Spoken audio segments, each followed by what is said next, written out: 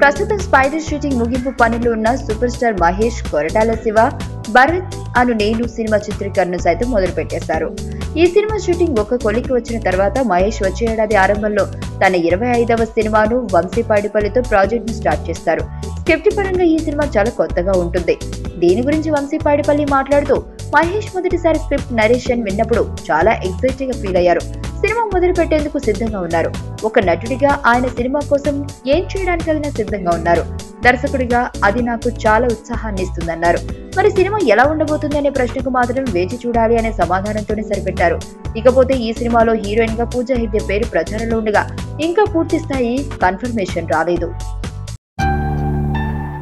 చూసిన తర్వాత మీరు ఏమైనా మూవీ స్టోరీ ఎక్స్పెక్ట్ చేయగలుగుతున్నారా? ఇలాగా ఉండకుండా వేరేగా ట్రై చేస్తున్నారు. Spying on someone, okay, using some gadgets, spider ద్వారా మనిషిని చంపడం, లైక్ హీటర్ తో మనిషిని చంపారు.